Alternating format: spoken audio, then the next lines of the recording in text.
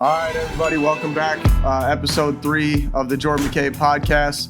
Subject to change. I'm starting to like that more for a title. With that being said, want to introduce somebody that we're going to have an interview with, Sierato. Corey, how you doing, man?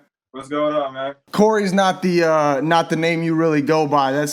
You're more of a. Give me your stage name real quick. What's that? Yeah, for sure. So that'd be Sierato is what I usually go by on the internet. You know? See, I made you say it because I was looking at it. I'm like, I was gonna butcher it, so I just threw it up to you. Where's that come from? Before we get into it, you know, all the introductions and stuff are coming, but where's Sierato come from?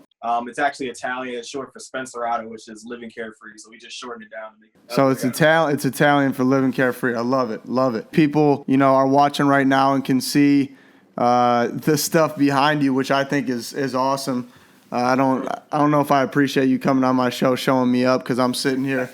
You can see in the background, I think I got like cereal that's expired back there on top of my fridge, and that's about it. But tell me a little bit about your sneaker wall back there. You know, some of these go all the way back to, you know, high school, and just kind of keeping the collection going. And now I kind of use it for background, you know, for my own YouTube and all that kind of stuff. You got a favorite one back there? What's your favorite sneaker? You know, I actually thought about this, and I figured they might ask, you know, so if I was just going to pick one, I'm all about like the Travis Scotts right now. You know, you could probably pick any one of those. But tell me how you got started with all this customization stuff. I wasn't sure what I wanted to do when I first got into school, whatever. So I started doing art in like high school. I always thought, you know, how you gonna make money doing that, blah, blah, blah. So I just never did it for real. So I just kept it kind of low key. So I went to UMBC for like a year, figured out that, you know, I don't like math and science that much anymore. So, you know, that's probably not going to work. So I was like, all right, I got to send my skills. So I was like, let me try to use that maybe and not waste all this money going to school. Basically, I dropped out of that. But before I did that, I dabbled. I started getting tattooed myself. And the dude, I would bring my own designs in or whatever. And the dude was like, you know, these are kind of good. You know, have you ever thought about doing it yourself or whatever? And I was like, nah, not really. Like, I don't even know how you like start. He wanted you to be a tattoo artist? Yeah, he was like, you know, have you ever thought about doing it yourself? You know, being a tattoo artist yourself, or whatever. Because he would hang a couple of them up in this little, you know, shop or whatever it is. And apparently people would like, a couple people pick them out, which is kind of weird actually when I think about it. Because somebody else is walking around. I was just about to say, that's wild to think that you got your work kind of just walking around. Yeah, I probably should have said something about that, but I don't think I ever did. Like, my homeboys were like, yo, can you do this? Like, can you do that? And I was like, all right, if y'all want to risk it, like, go ahead. So, you know, we started tattooing in the dorm room, and, you know, they didn't like that very much. You know, my RAs didn't like that, apparently. So Hold on. So you were tattooing out of a dorm room? Yeah, I did a couple. Tell me about your favorite piece that you've done. I don't know if I really had to pick one. Just because of the rarity of the shoe and like the design itself. I did one for YouTube, which is like a pair of Air Mags. I did a pair of those, and I did them in a Dragon Ball Z design. I said my favorite shoe ever. Like, I never thought I'd be able to touch a pair, let alone like I actually own one now, but I never thought I'd be able to touch a pair. So like when I first got a pair, and somebody let me paint them too on top of that. So I was like, I don't know who this crazy person is. Did a competition at a sneaker con in like DC or something like that. I guess he saw me there and decided he wanted to send a pair down and have me do a pair there. So that's one of the other things, you know, touching on the end point. You know, you never know in this business, especially, you never know when you're going to meet that one person that 8 months later or 6 months later is going to give you something to do that, you know, you're going to pay a bill, or, you know, you're going to get to do something really cool with. Hey, Corey, I appreciate you coming on. Sierato on all the socials. You guys go hit him up, follow him, and look at all the great stuff he's been doing. He's blowing up, and we appreciate you coming on the show, man. Thank you so much. I appreciate you having me. Finalization of every episode and our segment that we call Fan Love. So this week we have submitted by Sam on YouTube. What are 3 things that undersized guards need to make it to the next level? Understanding that role of maybe not averaging 40, but averaging 7, 8, 9, 10, whatever, points a game, and your assisted turnover is sitting at like 4-1, 5-1.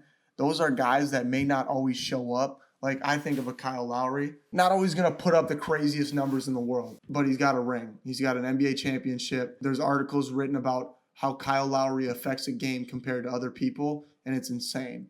Just the small little decisions, making the right decisions, sacrificing himself for the team on a consistent basis. That's what makes, I think, undersized guards and just guards in general great. Our next question is from Andrew. What are you doing to improve your weaknesses? When you're going into workout, that pie chart of your workout should look like 70% of your strength, and really honing in and trying to get better and better at those. So that's what they see.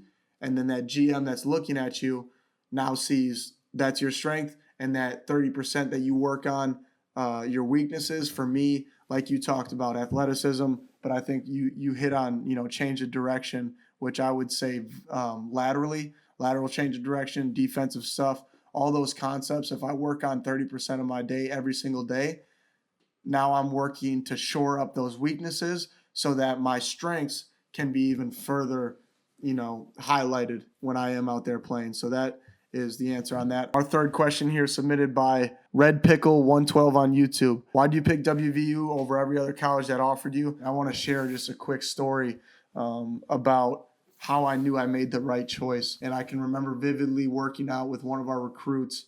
And during that workout, I got a phone call. It was my dad, and my mom had just been diagnosed with breast cancer.